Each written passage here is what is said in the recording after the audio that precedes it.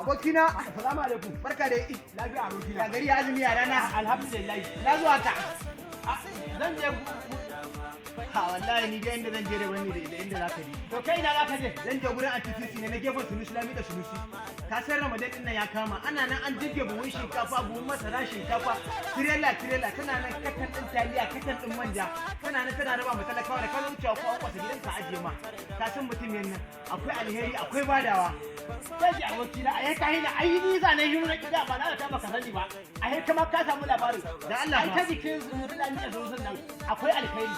Dan yi isa ni ma nan na dauko bahuna saboda makwata na ni ma na suna kaucewa da buhu buhu. ina gani a leda ba zai ko wani ina ga ma sai gini Ne da ai ka je ba ka je za ta sai maka sabon buhu ka zubo. ai matan nan ne badawa tana fara ake Abba idan ana samun irin su a Najeriya Allah kuwa mai arziki ne kuma kuwa mai rufin asiri ne kuma kuwa sai ya ci matan nan ta yi mun gani kai haba tana yi ma azumin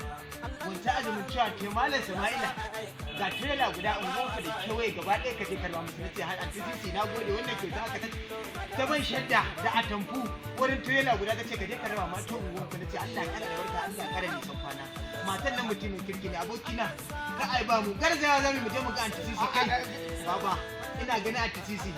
kakan mu ta yanka saka mu Ramadan ina za a yi ta shar kaga shaddojin mu da kayan sallah da mu da iyalan mu ai masha Allah to yanzu kai Ismail za mu rufe a guda ne ko kuma tafi hankali ko da yake ma ai ba da mun yi gudu mutum da ita da manta baya karewa ai wannan matan nan ai ba da wanta baya karewa da kaga tunda aka fara farko Ramadan take rabawa har ƙarshen Ramadan ina ga ba zai kare ni a hankali ba zan tafi kaga mu wannan idan da su abu na kai ina nufin yanzu an tuko mana buhu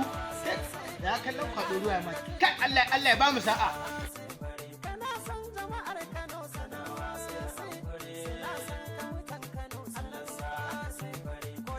baka Kano Sanusi kananan da mutan Kano Sanusi ana kuka ana fadin kallami ana ban kwana ana fadin sai wata rana da adalci ka wuce Kano ta ga alama kai mana addu'a Kano dallami